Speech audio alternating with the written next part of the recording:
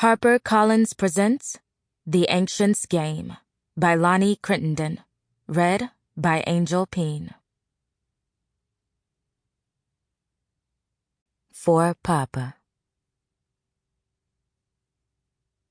Long ago, spiders glowed.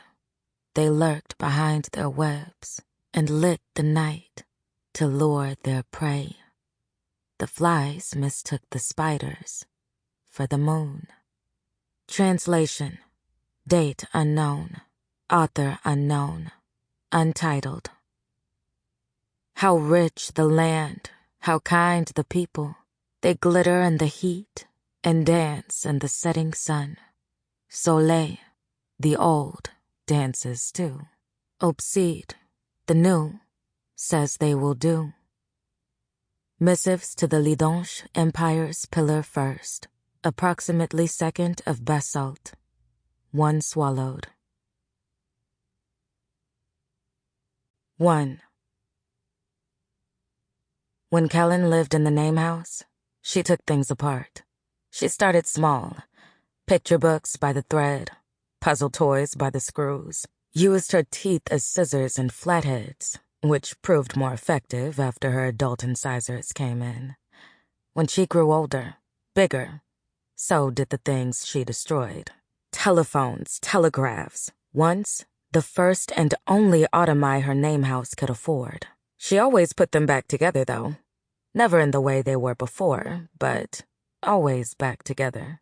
But curious people didn't belong in Quiverton, especially loud-mouthed little girls without family names. It was a place of routine, a predictable ville of mostly predictable people. Considering that, Rouban, the village train station's ticket agent, should have been delighted to see the now 16-year-old Kellan on her way out. No problem, he should have said after she'd told him she and Edgar had misplaced their tickets. We're just glad to get rid of you. She should have known better. On that cloudy afternoon, while Rouban sat dry and warm behind his cabin desk, pretending not to acknowledge the one rare break in Quiverton's routine, rain pounded against the station's crooked iron roof and leaked onto Kellan's head. Each drip was like the tick of a broken clock's longest hand and a bitter reminder of reality. This is ridiculous, Kellan banged against the window, her palm rattling the glass in its wooden frame. She kept her other hand in her pocket, tight around a folded flyer, but not so tight she'd ruin it. Just tight enough to remind her of everything at stake. We bought them last month. The train will be here in, 2 minutes? I guess you should have brought them, huh? Rouban took a quick bite of stale vending machine cake. It crunched in a way cakes should never crunch, a crumb of icing landing on the still damp patch of toddler vomit on his shirt. Sorry, we don't keep receipts. I'm not asking for a receipt. I'm asking for you to be slightly less of a hammerhead than usual. A month is a long while, sweetheart. Don't call me that. And I ain't gonna remember one man out of the hundreds. Hardly 100 folk live here. That passed through. Now, you get me my 10 corones, or you head on. Entirely too satisfied, he cracked his back and waved away the crates in the cart near the tracks. And take that garbage with you. Rouban used to be one of the village kids who pushed small deuce into the grass and stole their monthly allowance. Kellan hadn't liked Rouban when he was just another miner's musty child, and she didn't like him as a man who stank as badly at 20 as he had at 12. Kellan wasn't so little anymore.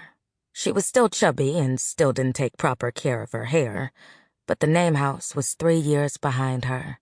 Before anger got the better of her, Kellan pulled out her flyer and hurried toward the tracks. Since it first arrived at their doorstep less than a month ago, she'd folded and refolded the flyer in her pocket so many times that the faces of the world's finest makers had cracked and faded, coffee-stained halos topping their heads. Gasper Vandelez, master technician from across the Swallow and the Crescent Isles, who showed the world how to meld human nerves with ruined metal. Jala, Italish master alchemist, whose work in the West ended plagues before they began. And in the center, Illust.